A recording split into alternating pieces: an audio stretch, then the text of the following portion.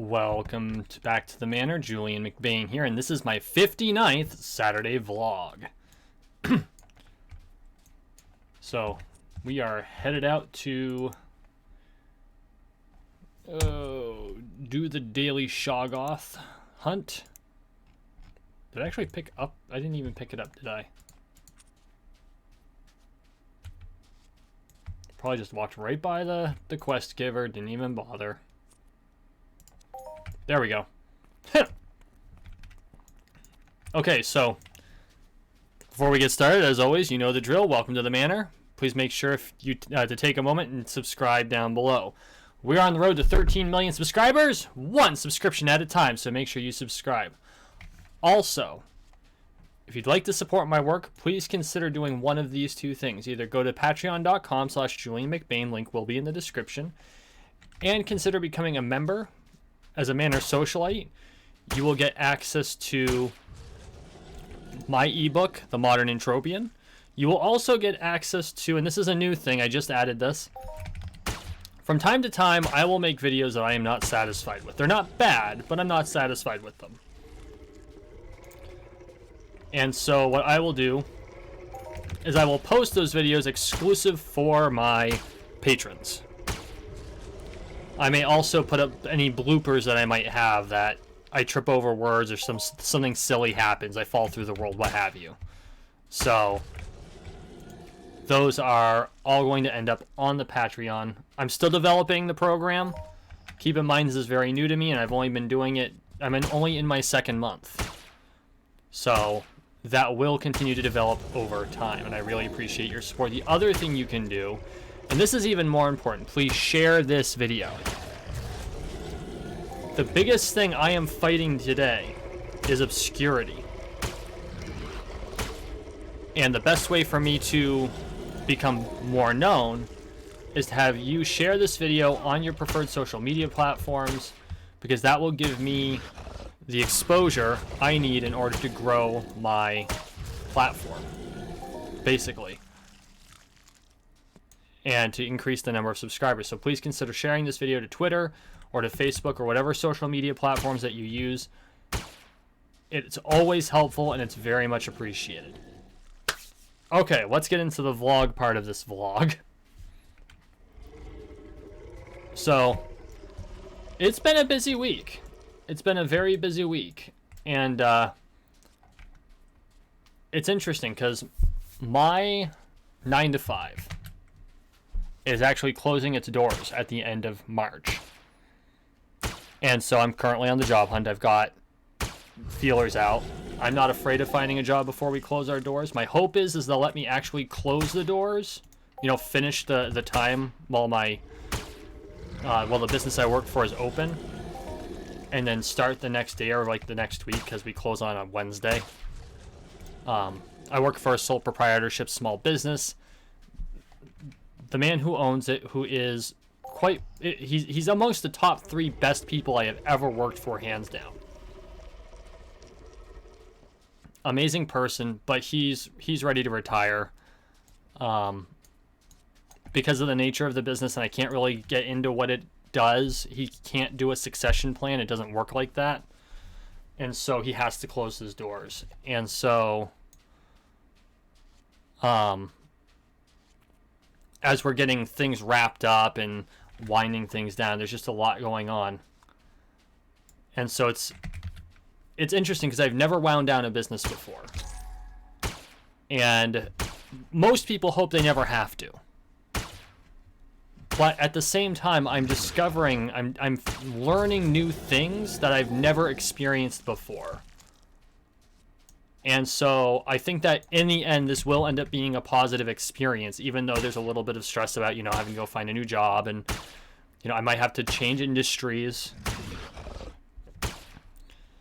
So it's one of those things. But the experience itself, I think, is going to be very beneficial, because you learn new things when you're doing something you've never done before.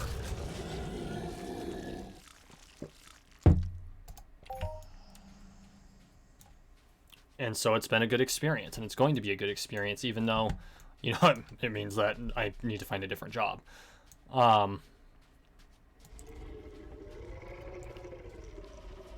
So yeah, it's been busy, it's been interesting, but it's all good stuff.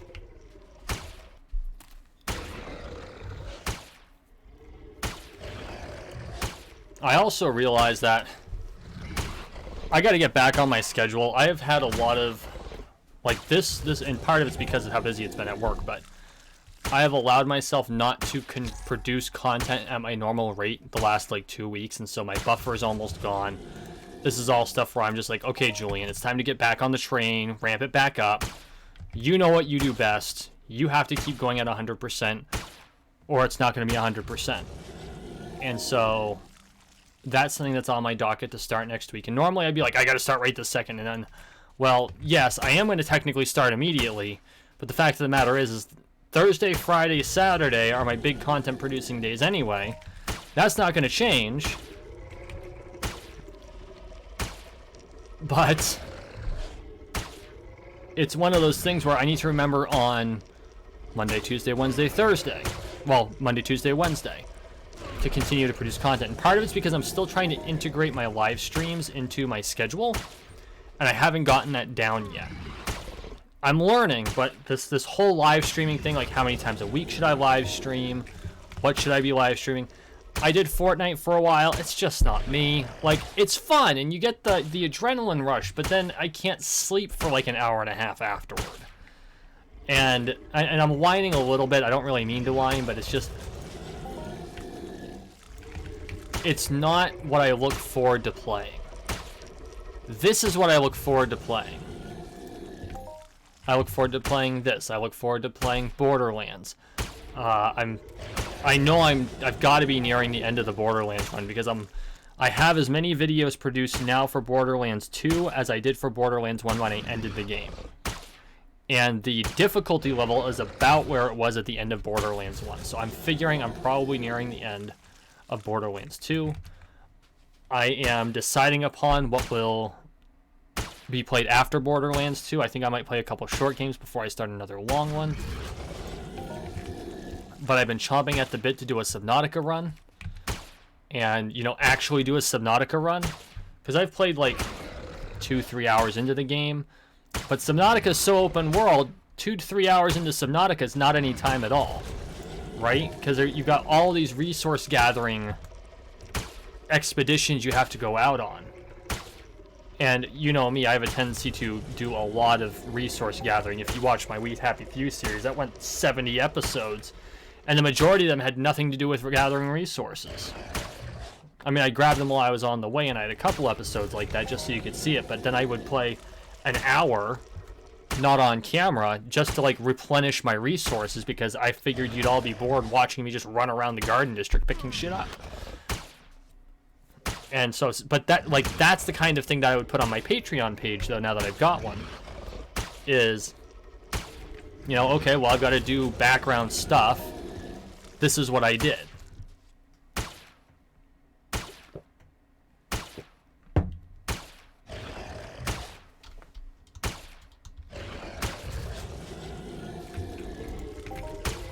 And so, those are the types of things that I'm looking forward to with my next series. And so, but there are other games that I want to play as well, and whether it would be wiser for me to deciding whether I'm going to do the short games before I jump into another long game, or if I'm going to actually like take a Saturday or a couple of Saturdays and just knock them out. You know, like I did with Portal 1 and Portal 2. I buffered like 4 weeks worth of Borderlands and Borderlands 2, or it was Borderlands 2, just Borderlands 2, and I just hammered both of those games out. And then I did Journey, which was a short game. I mean, it was only 4 episodes, but still.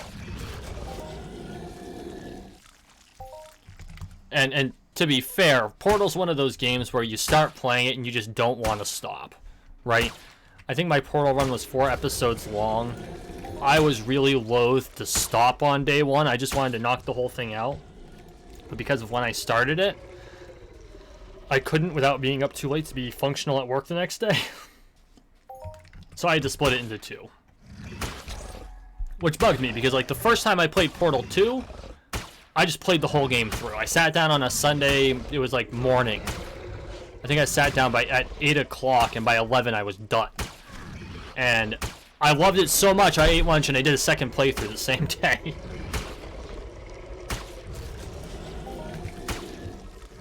But I mean, I've got Limbo I've been wanting to do. I've got one of the games that they gave, was it on Steam that they gave it away?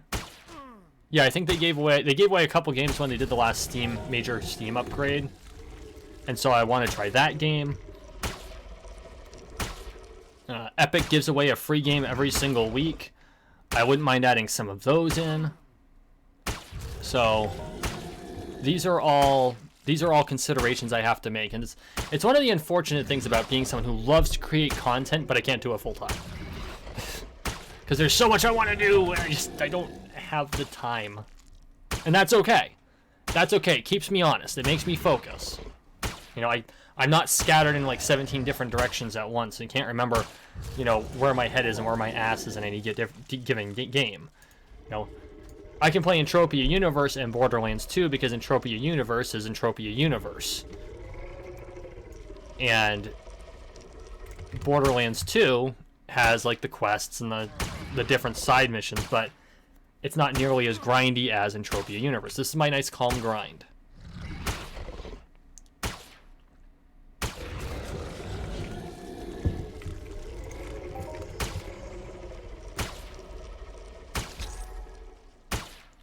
And still, by far, the game I retreat to when everything else is going to hell. For several years, that was World of Warcraft, but now it's Entropia Universe, and I don't foresee it ever changing.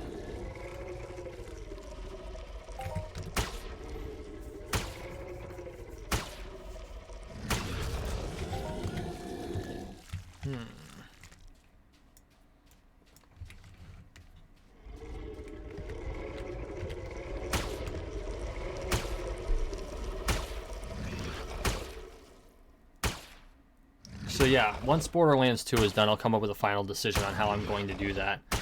I have a tendency to choose long games. Like, I never expected Borderlands to be that long. I had done it in preparation for Borderlands 3. And after playing through 1 and 2, and I'm not even done 2 yet, I've got 40 episodes produced. I put out the 39th today, because today's Thursday. You know, I always do these vlogs on Thursdays, generally speaking. It's just, I love the content, but I need a break. I need a change of pace. I spent most of a year in We Happy Few. I was very happy when it was done. I have spent over a year producing. I think it's been more than a year. 40 and 40 is 80. That's 40. No, I've spent 40 weeks of the last 52 producing Borderlands content. 40 weeks. So it's pretty much dominated my channel for a while. It's time to do something different. I'm going to finish Borderlands 2. Don't be worried about that. But it is time for me to, you know, try something a little different and kind of move away. I also need to finish my Crash Bandicoot games. Like, I was going to do Crash 1, 2, and 3 right in a row, hammer them out. I got through Crash 1, I started Crash 2, and I was just like, I need a break.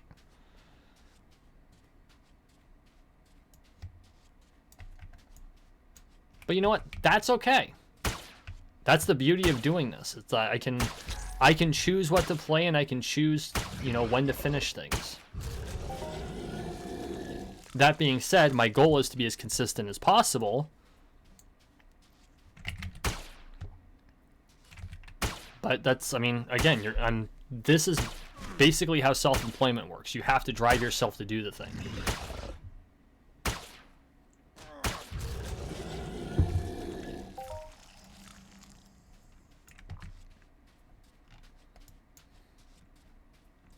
Whoops. I saw fruit. It's a good day for fruit.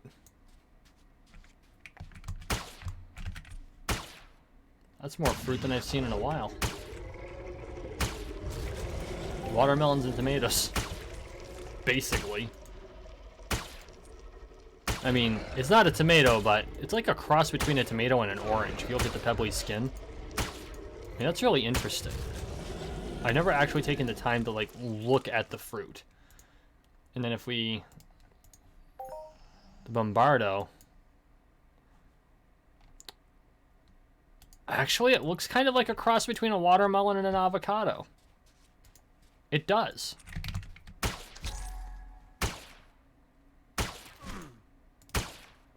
Then we look at these chips. Oh, I'm sorry, it's a socket component. It's a chip.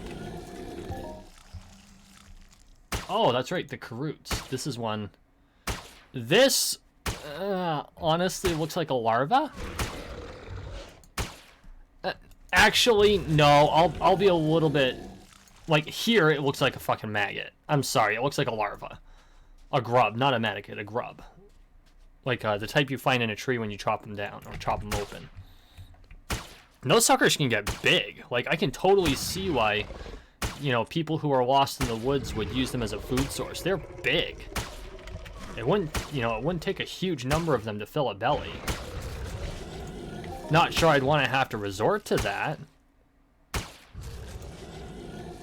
Although I've been tempted to try one just to see if I could do it. Because you never know until you're out there, but boy oh howdy, I'd like to know before that becomes a situation. You can pick on me for saying shit like that, but I live in Vermont. And while people don't get lost often in these woods, especially those of us who grew up here, there are places you can get lost, turn around, and not be found for days. It's not as bad as it is out in the Midwest, where despite the fact that everything's fucking flat, the thing you're looking at might be 50 miles away. But getting lost does happen. Especially if you're in the northern reaches. I mean, we have whole municipalities that have a 0 population. Whole legal municipalities with a 0 population. It's all trees.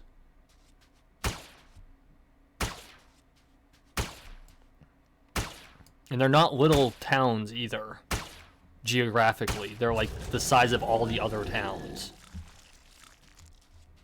So, believe me, you can get lost here. I have a habit of, like, living in places that are dangerous, relatively speaking. Like, Vermont isn't as dangerous as it sounds unless you're in the areas that are you know can be dangerous, like up in the northeast of the state these days, or on the mountains, the Green Mountains, up and down the Long Trail. Like, that's not a terribly safe place to be, depending on the time of year. If you're in the winter, it'll kill you just as fast as living in North Dakota could kill you. And the animals tend to be a little more hungry during the winter. But yeah, no, I was talking about the crew. Talk about a fucking tangent. Oh my god. If I had to say it looked like anything, it looks like a daikaba, Japanese radish. Which I don't know if you've ever seen a daikaba radish, but they basically look like gigantic white carrots. And they taste and cook very similarly to a potato.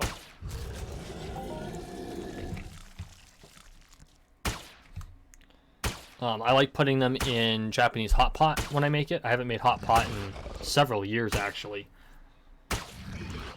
Someday I would like to do it proper with the actual kotatsu table. And I'm not going to explain what that is. You can look it up, because I'm sure most of the people who watch my channel know what a kotatsu is. But, you know, the proper kotatsu table and the burner in the center and the pot, and everyone has their dish and the little plate, and I'll even do the raw egg. Because I've actually tried Japanese recipes with raw egg, like eggy rice. And because American eggs are so big, there's definitely too much egg on them when I do it. Like, Japanese eggs are no bigger than what we would call a medium. They tend to be small. I tend to prefer medium eggs myself, but I have a family that really likes jumbo eggs. And, you know, when you've got 4 generations living in a household, I'm kind of outvoted.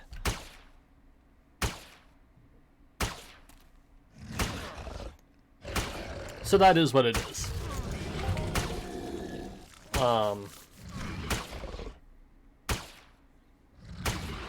But yeah, that's you know, what I would do. I would try is, I would love to do an actual Japanese hot pot, invite some of my friends over, and like actually do the thing.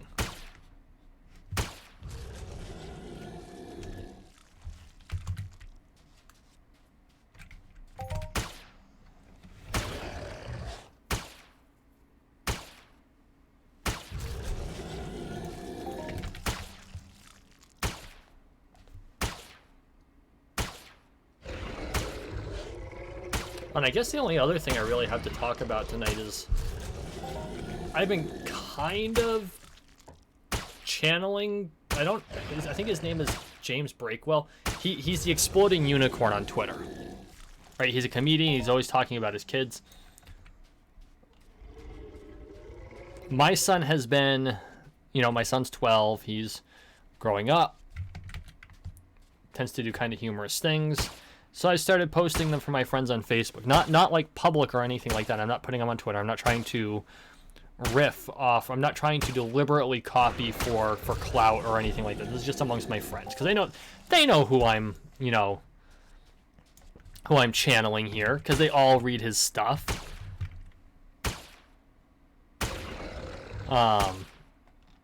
Which is why I only do it on my private Facebook and not like on Twitter. But it's like I'm giving my son a hug because he's about to get on the bus, and he gives me a hug, and then he makes the motion into my back and says stab, and I'm like, why is it you're stabbing me whenever I'm being heartfelt? And his answer is, well, that's the only time I can stab you. I'm like, oh my god. And the best part is that he fences. And the irony is that he can't stab me at fencing because youth has a different division than the adults do. When he turns 18, we'll be able to fight all day. Until then, we're not allowed to, for safety reasons. Now, if I were to pick up the appropriate gear to fight him at home, of course, that's on me. We could definitely do practice that way.